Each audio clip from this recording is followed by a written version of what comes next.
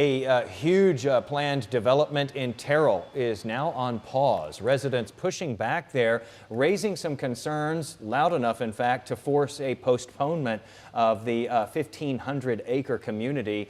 Big deal out there. So to tell us more about that is Dallas Business Journal Editor-in-Chief Will Anderson. Thanks so much for being with us again, Will. Thanks, Jason. So for people who aren't familiar, this is an enormous project for Terrell.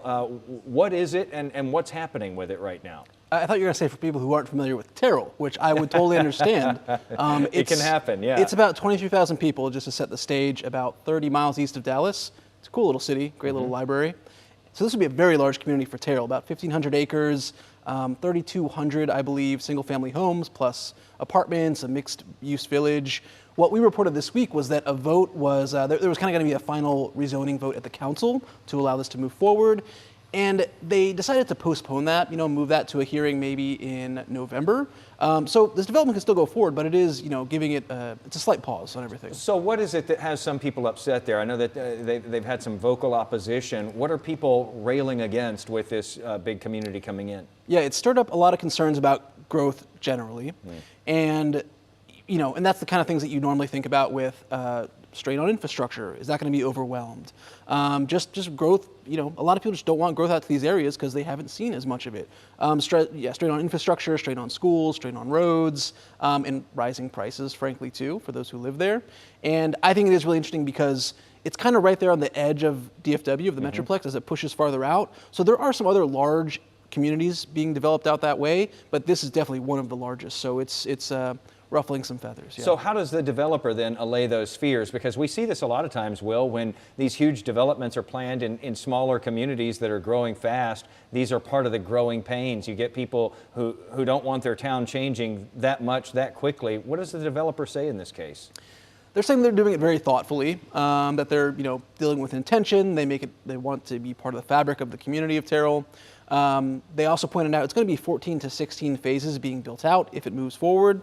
So it's going to take a long time to finish all of that. It'll come in stages, not all at once, to overwhelm things.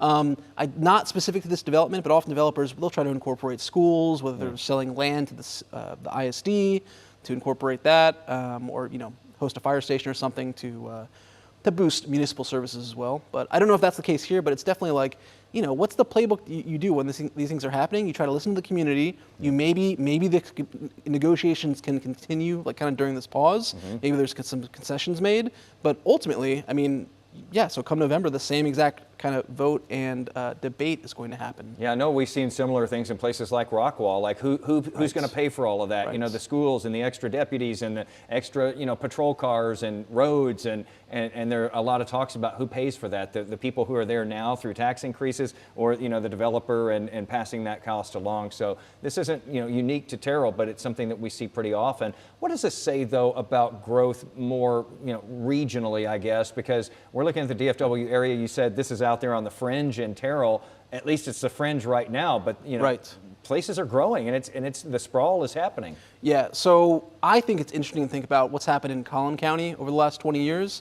And experts have told me that same kind of growth pattern to the north, you're going to see that to the east. It's where the land is available. It's where it's headed. So even if some cities or certain projects get delayed, maybe scuttled in some places, the growth will still continue to happen. And those cities want to see increased tax revenue so they can pay for schools, services, like you alluded to.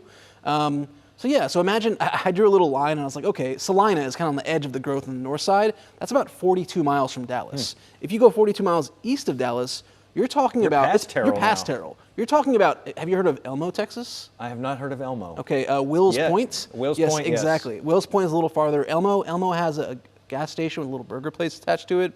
Go check. Oh, and a giant bumblebee statue. Yeah, the Transformer bumblebee. So it's kind of, as you said, reshaping the edge of the Metroplex and a lot of rolling farmland potentially changing forever. Look out, Elmo. We haven't heard of you yet, but we might be. Will, thanks so much for coming on and talking about this. Very interesting stuff. If you'd like to read more about this, just look up Dallas Business Journals online and check out this article. Really appreciate it. Thanks, Jason.